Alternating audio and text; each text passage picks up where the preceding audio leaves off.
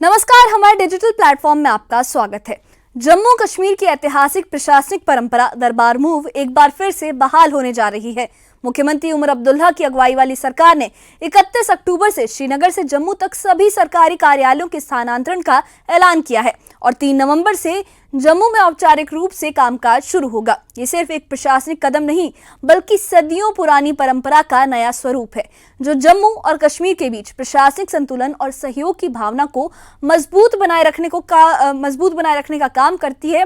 और ये जो परंपरा है, ये काफी पुरानी परंपरा है, जो दरअसल अनुच्छेद 370 हटने के बाद से बंद कर दी गई थी। लेकिन सवाल ये भी है कि क्या डिजिटल रिकॉर्ड और आधुनिक तकनीक के जमाने में ये परंपरा वाकई जरूरी है, या इसका असर स्थानीय व्यापार, प्रशासन और आम लोगों पर कितना पड़ेगा।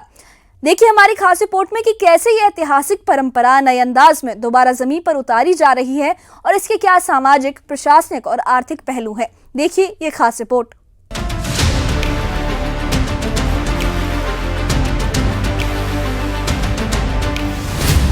जम्मू कश्मीर में दरबार मूव की परंपरा 19वीं सदी में महाराजा रणबीर सिंह के शासनकाल में शुरू हुई थी।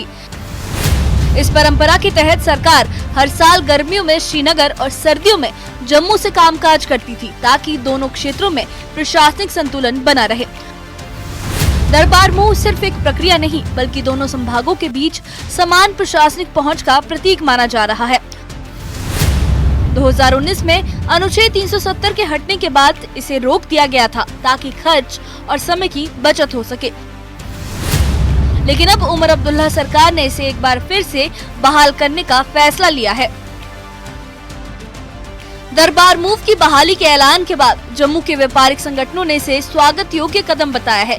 Jammu chamber of commerce and industry के अध्यक्ष अरुण गुप्ता ने कहा कि इस कदम से जम्मू में व्यापारिक गतिविधियां फिर से तेज होंगी। उन्होंने कहा, जब पूरा प्रशासन जम्मू में शिफ्ट होगा तो व्यापार में रौनक बढ़ेगी और कारोबार को नई दिशा मिलेगी। व्यापारियों का मानना है कि इससे सर्दियों के महीने में बाजार में आर्थिक हलचल बढ़ेगी और स्थानीय रोजगार को भी सहारा मिलेगा। देखिए, दरबार मूव जो है वो सिर्फ और सिर्फ फाइलें जो है वो शिफ्टिंग का काम नहीं है। अगर तो सिर्फ फाइलें शिफ्टिंग का काम होता, आज कंप्यूटराइज सिस्टम है, वहाँ पर बैठ कर के भी काम हो सकता है, यहाँ पर भी बैठ कर के काम हो सकता है। मुझे लगता है कि जो महाराज ने एक प्रथा शुरू की थी, उसके पीछे एक ऐसी भूमिका थी। देखिए, कश्मीर जो है 2 महीने के लिए वहाँ पर हालात ऐसे बन जाते हैं, लोग अपने घरों से बाहर नहीं निकल पाते। और वही पोजीशन जो है वो जम्मू के अंदर रहती है, जब यहाँ पर गर्मी जो है, टेम्परेचर बढ़ता है और ऐसा टेम्परेचर बढ़ता है कि लोग जो हैं बेहतर समझते हैं कि अपने घरों के अंदर रहें। और वही एक प्रथा थी जो, क्योंकि अब सेक्रेटरीट तो रुक नहीं सकता, सेक्रेटरीट का काम तो रुकना नहीं चाहिए, तो उसी प्रथा को यहाँ पर महाराज ने इंट्रोड्यूस किया था कि 6 महीने के लिए जो कैपिटल है, कैपिटल कश्मीर रहेगी और 6 महीने के लिए जम्मू कैपिटल रहेगी। अब दरबार मूव बंद होने की वजह से हम लोग ये नहीं समझ पा रहे थे कि आखिर कैपिटल कौन सी है।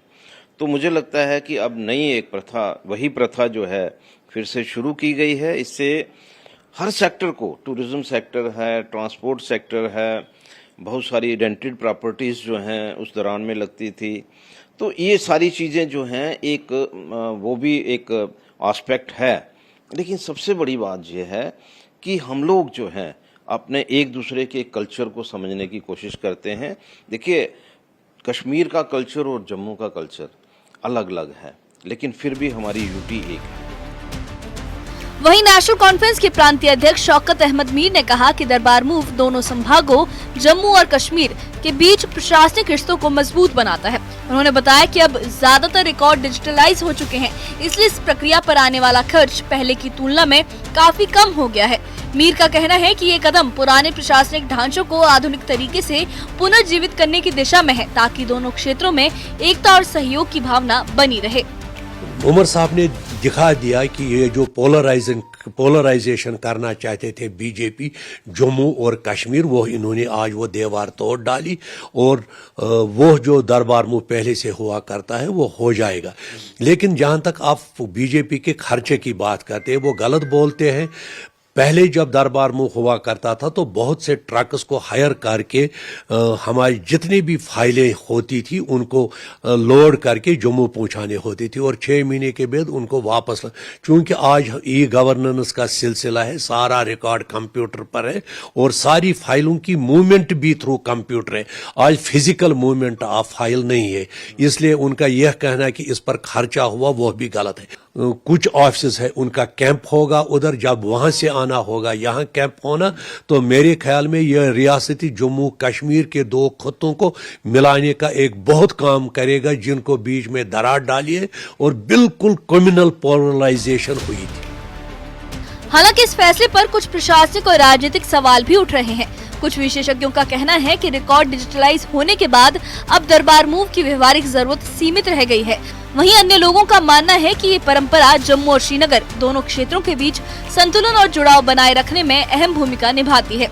सरकार का कहना है कि इस बार की प्रक्रिया को पारदर्शी और व्यवस्थित तरीके से पूरा किया जाएगा ताकि प्रशासनिक कामकाज बाधित न हो। दरबार मूव जम्मू कश्मीर की एक ऐतिहासिक प्रशासनिक परंपरा है जो अब एक नए स्वरूप में दोबारा शुरू की जा रही है। 31 अक्टूबर से श्रीनगर से जम्मू स्थानांतरण और 3 नवंबर से कामकाज की शुरुआत के साथ सरकार इस व्यवस्था को फिर से जमीन पर उतारने की तैयारी कर रही है। अब देखना ये है कि ये पुनः शुरू हुई परंपरा कितनी प्रभावी साबित होती है और क्या ये जम्मू कश्मीर के दोनों क्षेत्रों के बीच प्रशासनिक संतुलन को पहले से ज्यादा मजबूत बना पाएगी। Bureau report, news 18।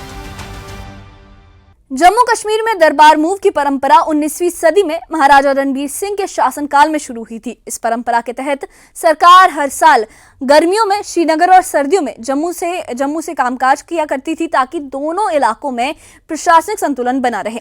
दरबार मूव सिर्फ एक प्रक्रिया नहीं बल्कि दोनों संभागों के बीच समान प्रशासनिक पहुंच का एक प्रतीक मानी जाती है। 2019 में अनुच्छेद 370 के हटने के बाद इसे रोक दिया गया था ताकि खर्चा है और जो समय है उसकी बचत हो सके। लेकिन अब उमर अब्दुल्ला की सरकार ने इसे एक बार फिर से बहाल करने का फैसला लिया है।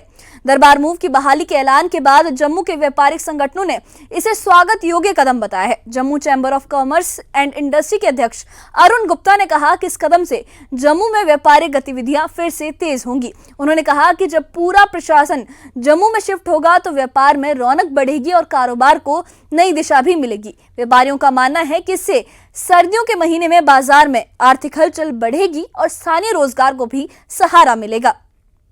वहीं नेशनल कॉन्फ्रेंस के प्रांतीय अध्यक्ष शौकत अहमद मीर ने यह कहा कि दरबार मूव दोनों संभागों जम्मू और कश्मीर के बीच जो है प्रशासनिक रिश्तों को और मजबूत बनाता है। उन्होंने बताया कि अब ज्यादातर रिकॉर्ड डिजिटलाइज हो चुके हैं, इसलिए इस प्रक्रिया पर आने वाला खर्च पहले के मुकाबले में काफी कम हो गया है।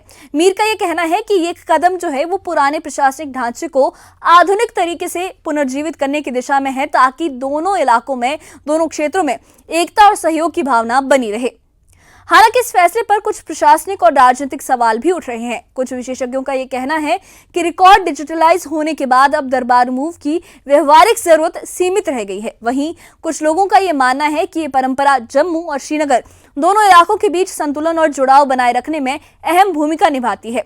सरकार का कहना है कि इस बार की प्रक्रिया को पारदर्शी और व्यवस्थित तरीके से पूरा किया जाएगा ताकि प्रशासनिक कामकाज बाधित न हो।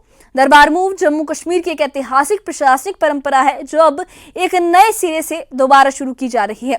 31 अक्टूबर से श्रीनगर से जम्मू स्थानांतरण और 3 नवंबर से कामकाज की शुरुआत के साथ सरकार इस व्यवस्था को फिर से जमीन पर उतारने जा रही है। अब देखना यह है कि ये पुनः शुरू हुई परंपरा कितनी प्रभावी साबित होती है और क्या ये जम्मू कश्मीर के दोनों इलाकों के बीच प्रशासनिक संतुलन को पहले से ज्यादा मजबूत बना पाएगी। तो दरबार मूव की इस बहाली ने जम्मू कश्मीर में प्रशासनिक परंपराओं और आधुनिक तकनीक के मेल को फिर से सामने रखा है। व्यापारियों की उम्मीदें बढ़ी हैं। नेशनल कॉन्फ्रेंस ने इसे दोनों इलाकों के बीच तालमेल की दिशा में सकारात्मक कदम बताया है और कुछ विशेषज्ञों ने इसकी व्यवहारिक जरूरत पर भी सवाल उठाए हैं। 31 अक्टूबर से शुरू होने वाला ये स्थानांतरण और 3 नवंबर से जम्मू में कामकाज की शुरुआत न सिर्फ प्रशासनिक गतिविधियों में बदलाव लाएगी बल्कि जम्मू और कश्मीर के बीच पारंपरिक जुड़ाव और एकता को भी नया जो आयाम है वो दे सकती है। देखना यह है कि क्या ये पुनः शुरू हुई परंपरा पुराने ढांचे को आधुनिक तरीके से जीवित रख पाएगी और आने वाले वक्त में दोनों संभागों के लिए स्थायी संतुलन और विकास सुनिश्चित कर पाएगी। इस बारे में आपकी क्या राय है, हमें कमेंट बॉक्स में अपनी राय जरूर बताइए। और इससे जुड़े अपडेट्स के लिए और ऐसी ही खबरों के लिए हमारे चैनल के साथ बने रहिए। हमारे चैनल को सब्सक्राइब करिए। शुक्रिया।